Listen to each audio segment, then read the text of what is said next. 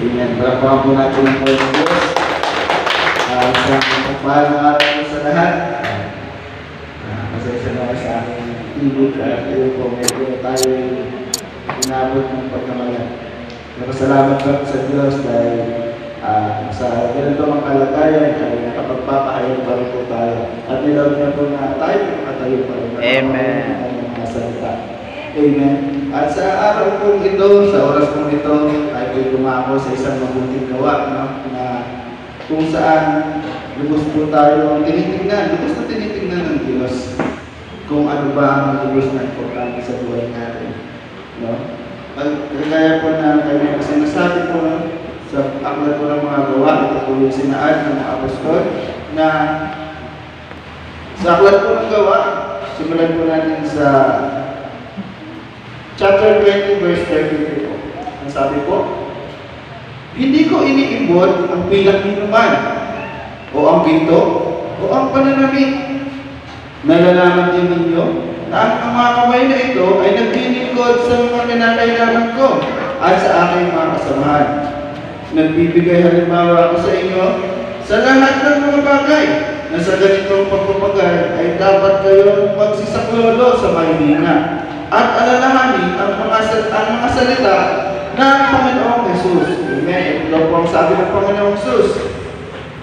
Na siya rin ang may sabi, lalo pang mapalad ang magbigay kaysa tumanggap. Amen.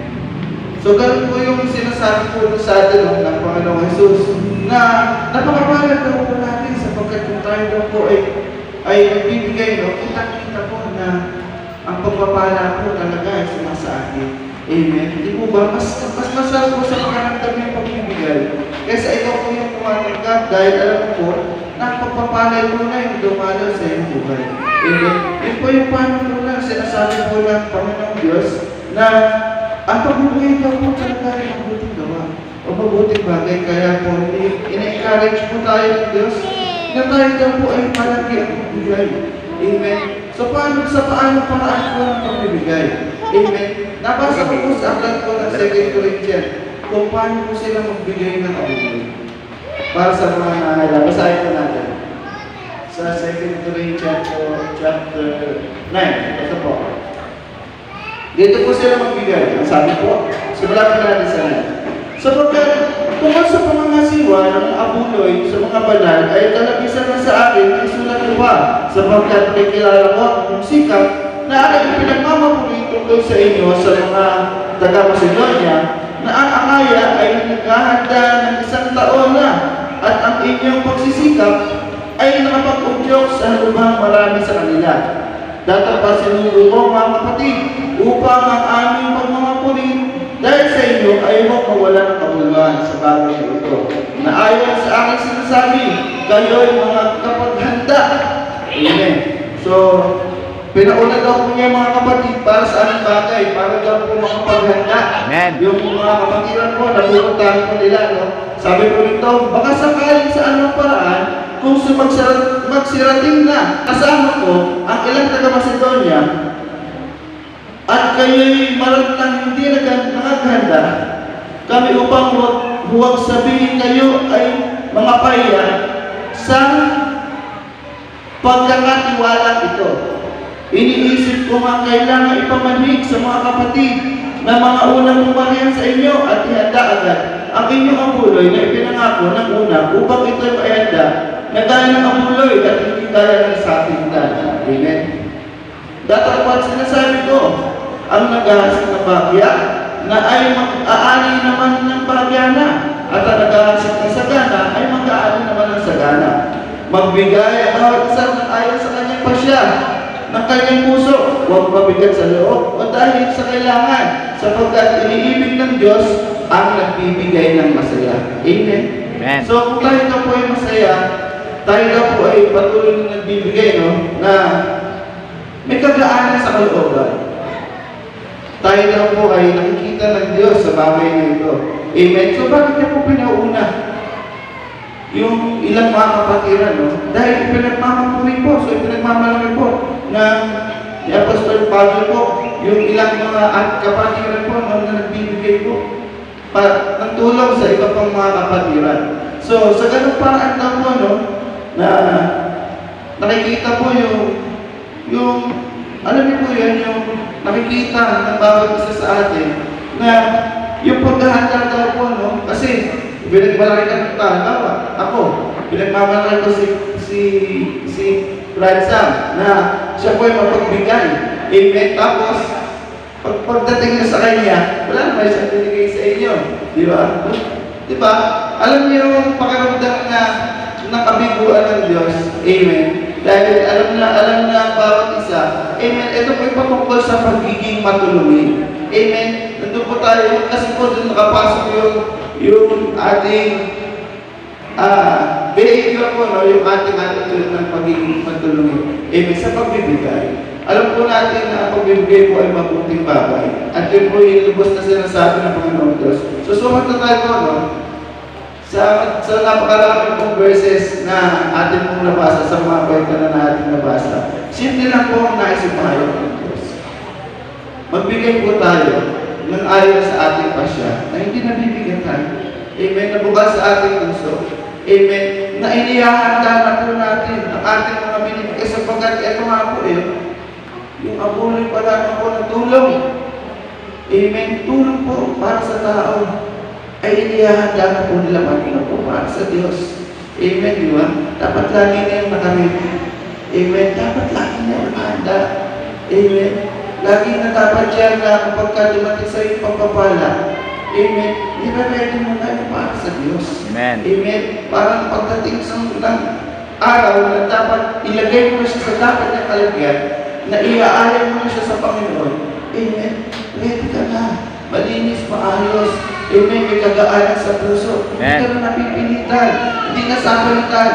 Hindi ka na nag-iisip na, pabili ko itong bigas eh. Ito na lang yung natitira. Hindi. Hindi ganon. Ang sinasabi po dito ay magkaroon tayo ng disiplina na sa bawat natatanggap natin pagpapala ay ibinubuot na agad natin para sa Panginoon. Amen. Amen. So yun po, no? Kaya po tayo bibigatan kasi dumadaan yung araw na hindi naman natin inihanda yung para sa Panginoon. Amen. Dumadaan po yung araw na, amen, na yung ating pong mga puso ay nakatuon sa pangangailangan natin sa labas at hindi po nakatuon sa kung saan po yung nagbibigay ng pagpapala. Amen. Dapat po, ang sinasabi po ng Biblia, maging handa daw po tayo sa lahat ng panahon, sa lahat ng oras. Amen. Pagpapal po sa pagbibigay sa ating Panginoon Diyos. Amen. Amen. Actually, hindi naman niya kailangan niya. Hindi kailangan ng Diyos. Sapagkat sinasabi niya po na sa Awit chapter 15, na lahat po ng bagay sa mundo ito ay pag-aari. Pag-aari na po ng Diyos. Pero magkagayon man, ano po yung nakikita natin dito?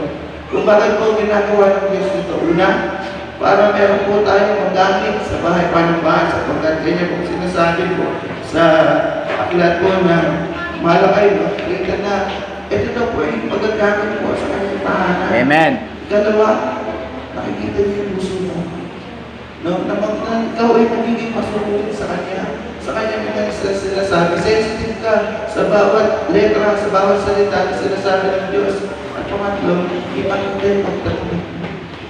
Amen. Natapat ka sa Diyos at hindi ka naglilingkod sa Diyos dahil may kailangan ka sa Kanya. Naglilingkod ka sa Diyos dahil Diyos mo sumunod dahil kita sa puso mo ng mahal. So yun lang po mga kapatid, no?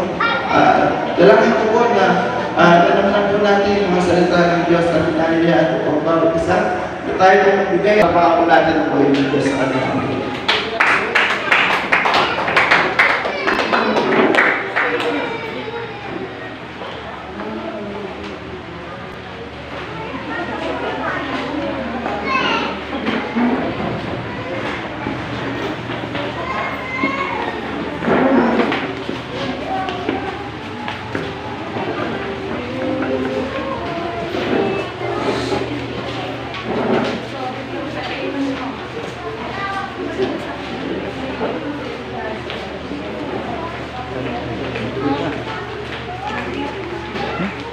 Dito, nakadulo doon.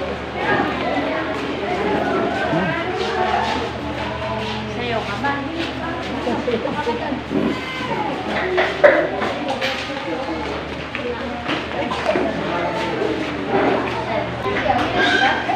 birds. Sige po, kung nagbigay na po ang lahat, nakakayaan ko po ang bawat isa na expression natin yung ating mga kumay sa ating mga pong bakit po. Tayo po yung manalangin po sa Diyos na panahon. Nahiya ko po ang bawat isa, hindi po patungkit. Pangilang Diyos, ang maraming banay. Lord Jesus. Nataas sa buhay namin ng Diyos.